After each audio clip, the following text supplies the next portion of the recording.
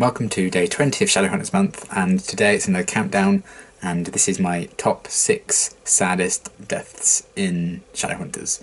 And it's a top 6 because I couldn't narrow it down to 5.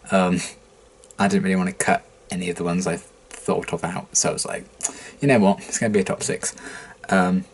It's my rules, it doesn't matter. So yeah, this is just an idea I thought would be kind of morbid, I suppose, but an interesting kind of topic for discussion. Because obviously who your favourite characters are will probably influence how certain deaths in Shadowhunters universe would kind of affect you. And also this is kind of an amalgamation of both the books and the TV show, so spoilers for both of those. But yeah, these are my top 6 saddest deaths in Shadowhunters. So at number 6, it is Jocelyn Fairchild, or Jocelyn Frey, obviously from the TV show, because Jocelyn is very much alive and well in the books. For me, this is just sad because of the wasted potential. There's so much they could have done in the show with Jocelyn in terms of things that happened in the books. One of my favourite scenes in the books is when Jonathan dies, which we'll get to later. And Jocelyn's there like cradling him in her arms and crying and stuff, and I was so looking forward to seeing that in live action. Then season 2 episode 4 came along.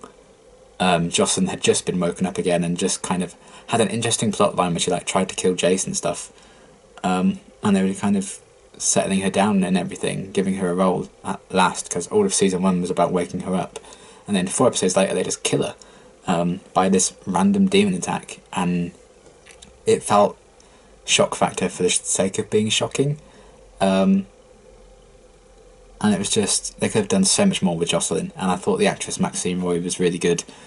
I don't know if she just didn't want to like commit full time or something, and that was behind the decision to kill her, but it's just sad that we could have done, you know, some amazing stuff with that character and explored her relationship with Clary a lot more, and seen her interact with like Luke and everything a lot more, but we had that whole kind of thing and all these amazing storylines, and her relationship with Luke snatched away from us very cruelly and very suddenly, and it's just sad, the wasted potential behind that.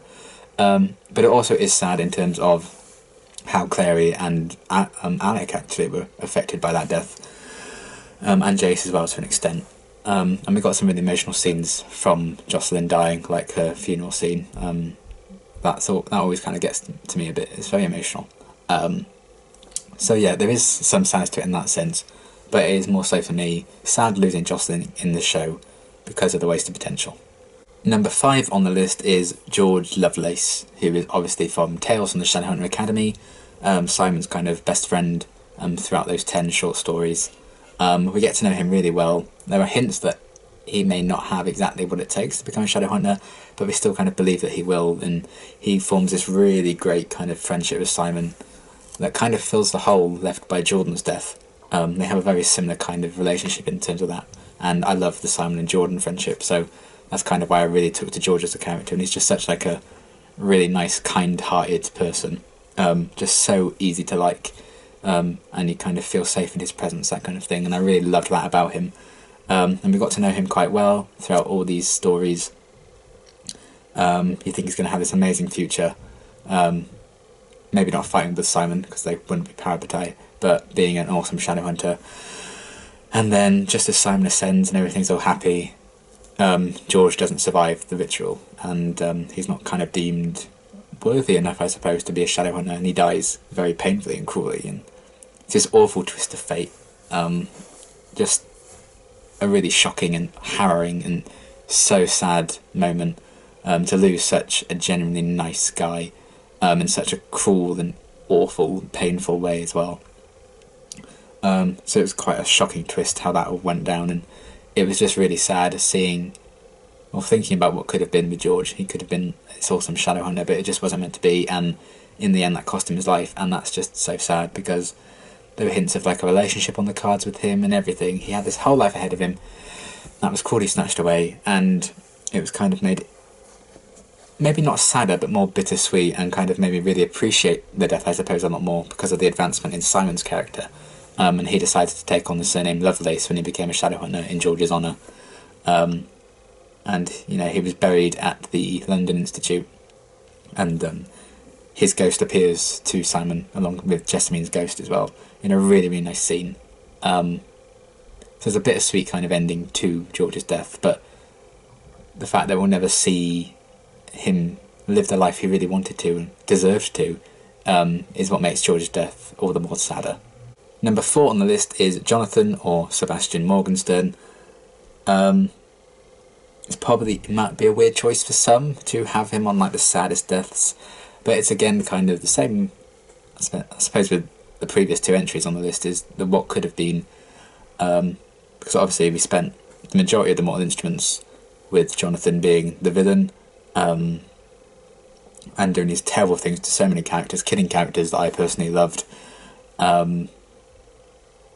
but it was kind of fate that intervened with this, and he was meant to be this really nice, kind, good person like Clary saw in her dreams, and we saw very briefly when he was dying, after the evil had kind of been taken out of him, and just seeing what could have been with Jocelyn having her eldest son around, and Clary having a proper brother around. They could have been really happy and had this really nice life together, but it just wasn't meant to be because of what Valentine did, and turned Jonathan into something quite twisted and evil.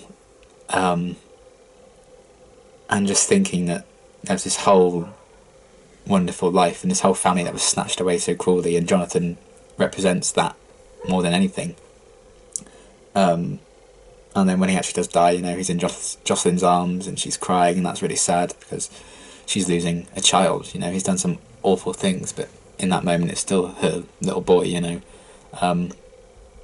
like apologising for everything he's done and everything, because the evil's kind of, gone from him. And he could have been an amazing brother, an amazing son, but we're just never going to know, because of, Valentine being a bit of a dick. Probably an understatement. And despite everything that he did, it all came down to him kind of being his own victim, because when Clary stabbed Jonathan with the sword and everything, that killed the, Sebastian or Jonathan that they'd been fighting all this time. And yet that still meant it wasn't enough for the real, true Jonathan that he should have been to live. So there's huge sense of tragedy in that, and it, really affects Jocelyn, it really affects Clary, and yeah, they have to kind of grieve someone they feel like almost they shouldn't be grieving, which is kind of an interesting kind of concept. Very much with like Jace grieving Valentine, as he mentioned in the show, I think. Might be in the books too. But yeah, it's again what could have been. Jonathan could have been this incredible person, and there were hints that he would have been this really amazing kind of person, this really amazing brother and son, but fate had other plans and he became sort of a monster. So there's a bit of sweetness to his death because he's finally free from that evil, but he'll never get to live the life he probably should have with his mum and his sister. So it's just really, really sad, and even though he was like the main villain in the end of the Mortal Instruments, there is a tragedy behind his demise. Number 3 on the list is Livia Blackthorne. I found this very hard to actually place her in this list, because it's odd. Livia wasn't my favourite character by any means. I didn't hate her, but I didn't love her as a character. I liked her. But she's still a young girl. And you grow attached to kind of the Blackthorns as a whole. You really do see them as like almost one character, because they're such a close-knit family unit. You kind of all see them just as one character. So when we get that really shocking ending to Lord of Shadows, with Livia's death at Annabelle's hands, completely kind of out of the blue, and there's that shock factor there, which is just crazy. And then what makes it sad for me is Julian's reaction to it, because obviously he's kind of raised them all as like his own children, even though they're his siblings, and to see him kind of crawling over to Livia's body, knowing that she's dead, and you know, begging for her to kind of be okay and to wake up, and like an absolute distraught parent. It was just heartbreaking to kind of picture that image and seeing Juden be completely torn apart. His world is just collapses in that single instant. And I think it's going to be even sadder going forward to see how this affects the rest of the family in the long term, and everyone who was close to Livia. And again, it's the fact that such a young life was cut so tragically short, and I think it's also sad because it shouldn't really have happened. It was just this escalation of events, you know, Robert's death and everything. It was all just, everything was going on, and Livia was just caught in the crossfire, and that's a really tragic and sad thing. So it is more so the effect Olivia's death had on some of the characters I really, really love. But still, losing a character so young and so bright and with so much potential and life ahead of her, it's really, really sad. Number 2 on the list is Max Lightwood. Obviously this is from the books, because Max survived the events in the show that normally would have killed him in the books. Not sure how I feel about that still. I don't really mind it, but they haven't done anything with him since, so it feels like a bit of a pointless thing to do, to not just kill him. I don't know if Freeform didn't want him to die or something, I don't know, but yeah. This one was kind of one of the biggest deaths in all of Shadowhunters for me. Completely, you know, completely shocked me, took me completely by surprise. I was not expecting it at all. Like, this 9-year-old boy to be killed, whole life ahead of him again, just so sad. And because I loved the Lightwood family so much and I felt such a strong connection to them, to lose one of them like that so cruelly was just horrendous. And the way Isabel kind of blamed herself for it, and the way it affected Alec and Jace and everyone, it was just in terms of story, I feel like it kind of needed to happen to kind of show the threat Sebastian was having. But again, losing a child in any circumstance is just unimaginably painful to me. So to lose Max in such a shocking and brutal way, you know, he was quite brutally murdered. It's just so sad, and seeing Izzy become very closed off from it, and you know, seeing Robert and Mary's have to grieve for a child, and Jace, Alec and Izzy to grieve for a little brother. It's just heartbreaking. And you know, it's not even like it's near the end of the book or anything. It's about halfway through, I think, or something like that. So it's like almost the least of their problems in City of Glass when it happens. And obviously we didn't know Max as well as some other characters, but we had a few glimpses of him. And obviously he's Alec, Izzy and Jace's little brother. He's like their absolute world. So to see that kind of taken from them in such a shocking and cruel and brutal way is just so terribly sad. But you know, we kind of still feel Max's legacy even now. Jace kind of had visions of Max at one point.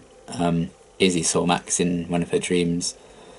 Magnus and Alec named, you know, one of their little boys Max, in his honour. So I think that kind of is a testament to the impact Max's death had, because we still feel the effects of his loss even now, and there's a hole in all of the Lightwood's hearts that will never be filled because of that. And it's just so shockingly awful and tragic. So yeah, losing a 9-year-old child, I think he was 9, just the pain it would cause, I just couldn't bear to think about, honestly. And that's why Max not only had to be on the list in terms of saddest deaths, because it affected so many characters I love so dearly, but he had to be pretty high up as well. Number 1 on the list for me is kind of interesting, because it's not so much a tragic death, but number 1 for me in my top 6 saddest deaths in Shadowhunters is Will Herondale. I think one of the reasons for that is Will is one of my absolute favourite characters in all of Shadowhunters, period. And you can see a few videos about why I love Will so much throughout the countdown. Some have been uploaded. I think there might be more to come, but yeah, you can check some of those videos out if you want a bit more about why I love Will so much. And that's the reason why, you know, reading about his death really got to me and really moved me, and, you know, kind of made me sob my little fucking heart out, because I was so connected and attached to him as a character. The fact that he would be no longer around and that Tessa and Jem would have to live on without him just completely broke my heart, and it still hurts me to this day. The fact that, you know, Tessa and Jem are still going on living and everything and being happy, but Will isn't there to share it with them. It's just so sad. Bittersweet, because he got the life he wanted. He got the happy ending he wanted. He got a life with Tessa. He had kids with her. You know, he died with a smile on his face when Tessa and Jem were both by his side, the two people he loved most. So it's not even like his death itself was sad, because he'd lived a full life with people he loved, and he'd had a good life in the end after so much torment in his younger years. So he very much deserved to be happy, and he was in the end, and he lived a really happy life. But the fact that, you know, he had to die of old age and Tessa lived on without him, and really felt the weight of his loss for so long, and still feels it. You know, talking to like Jessamine and stuff at the London Institute when she visits to kind of check that Will's okay. And obviously Jem very much still thinks about Will all the time and everything. It's just the unwavering love that Will had for Tessa and Jem, and that they had for him in return. The fact that they're all not together anymore, I just find that so heartbreaking and so sad. Again, it's like, oh, my phone's going mad. My phone agrees with me. Will's death is sad. Yeah, so it's not even like the actual death itself is tragic, or he was taken from us before his time because he lived his full life and died of old age. But it's just the fact that life goes on, I suppose, without you, and Will embodies that so well. Because we kind of, it's hammered home to us a lot of the time that Shadowhunters probably won't live to a ripe old age because it's a dangerous way of living, and yet Will did live to his old age and died of old age. So it's kind of a reminder that, you know, dying young or dying well, no matter what, death is sad. And for a character that I was so attached to, it just really broke me to see him go and see him leave Tessa and Jem on their own. And luckily Tessa and Jem did manage to reunite like years later, but when Will did die, you know, Jem was still Brother Zachariah, so he couldn't like spend all that time with Tessa like he can now. So Tessa was kind of on her own, and she isolated herself from her children and her grandchildren and stuff. So the after effects were tragic as well. But yeah, for me, Will's death was just bittersweet, but because I loved the character so much, that's why for me it was the saddest death in all of Shadowhunters so far. So those were my top 6 saddest deaths in Shadowhunters. Let me know what the saddest deaths are for you, because obviously there'll probably be some you agree and disagree with on the list. Everyone's different, and yeah, just let me know what characters you really felt the weight of when they were killed. But yeah, I hope you kind of enjoyed my list and understand my reasonings and stuff, and until tomorrow's video, thanks for watching.